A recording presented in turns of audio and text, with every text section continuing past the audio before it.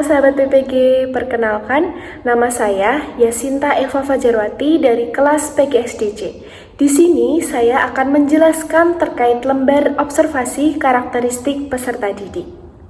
Karakteristik peserta didik terbagi dalam 13 aspek, diantaranya perkembangan fisiologis, perkembangan kognitif, perkembangan emosi, perkembangan psikososial, perkembangan moral, motivasi, etnik, kultural, status sosial, minat, kemampuan awal, gaya belajar, dan perkembangan motorik. Aspek karakteristik peserta didik yang pertama yang akan saya tanyakan yaitu terkait perkembangan fisiologis. Pertanyaannya, apakah peserta didik berpakaian seragam dengan lengkap dan rapi? Apakah tinggi badan peserta didik sesuai dengan rata-rata umurnya? Apakah berat badan peserta didik sesuai dengan rata-rata umurnya? Bagaimana kondisi penglihatan peserta didik? Bagaimana kondisi pendengaran peserta didik? Bagaimana kondisi kesehatan gigi peserta didik? Apakah ada peserta didik yang memiliki kebutuhan khusus? Yang kedua, perkembangan kognitif. Apakah peserta didik berani berpendapat, bertanya, atau menjawab pertanyaan? Apakah peserta didik mampu menyelesaikan tugas meskipun menghadapi kesulitan? Apakah peserta didik mampu berpikir kritis?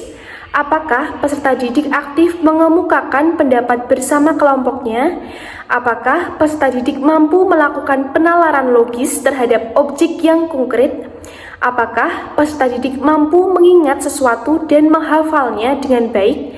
Apakah peserta didik mampu berhitung dengan baik?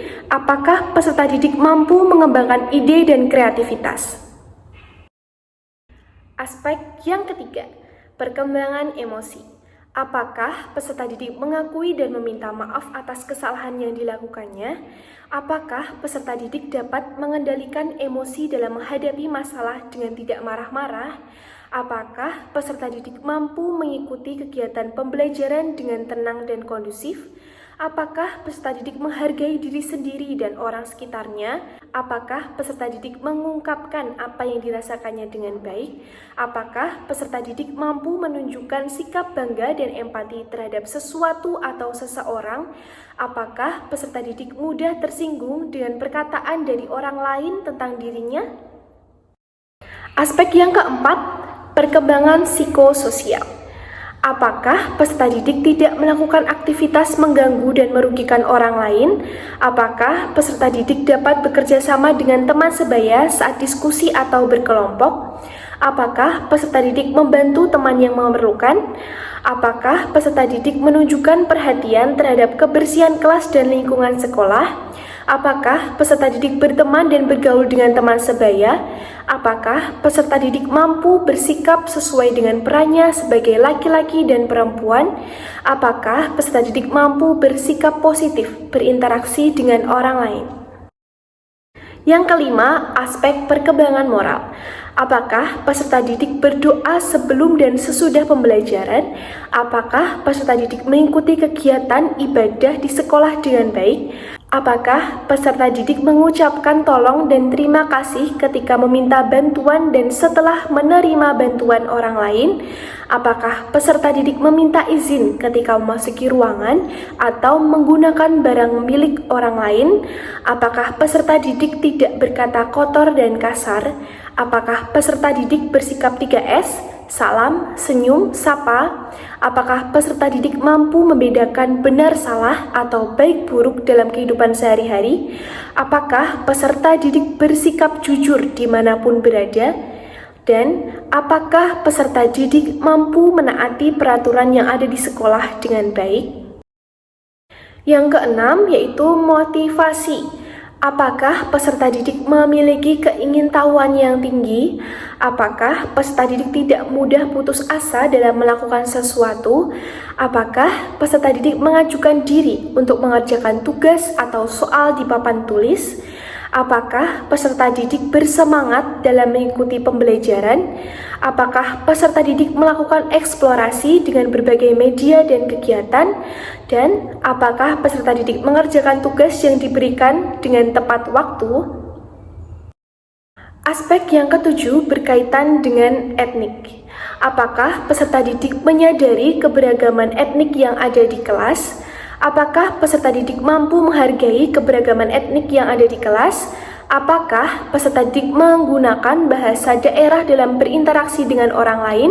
Dan apakah peserta didik mampu bekerja sama di dalam tim yang memiliki keragaman etnik? Aspek yang kedelapan adalah kultural. Apakah peserta didik menyadari adanya keragaman kultur yang ada di kelas? Apakah peserta didik menghargai adanya keragaman kultur yang ada di kelas? Yang ketiga, apakah peserta didik mampu bekerja sama di dalam tim yang memiliki keragaman kultur? Aspek yang kesembilan yaitu status sosial. Apakah peserta didik menyadari adanya keragaman status sosial yang ada di kelas? Apakah peserta didik menghargai adanya keragaman status sosial yang ada di kelas? Apakah peserta didik tidak membeda-bedakan teman yang berbeda status sosial dengannya? Apakah peserta didik tidak mengejek teman yang berbeda status sosial dengannya? Apakah setiap peserta didik mampu bekerja sama di dalam tim yang memiliki keragaman status sosial? Aspek yang ke-10 yaitu minat. Apakah peserta didik tertarik pada kegiatan pembelajaran dengan model atau metode tertentu? Apakah peserta didik mengikuti pembelajaran secara antusias? Apakah peserta didik aktif dalam proses pembelajaran? Aspek yang ke-11 yaitu kemampuan awal.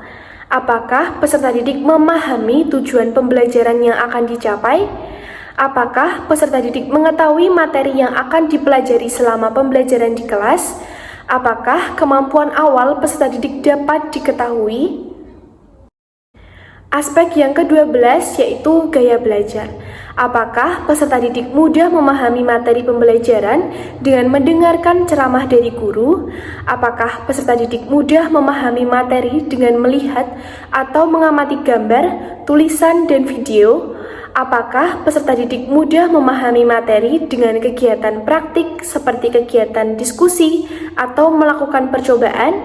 Apakah peserta didik mudah memahami materi dengan kegiatan membaca dan menulis?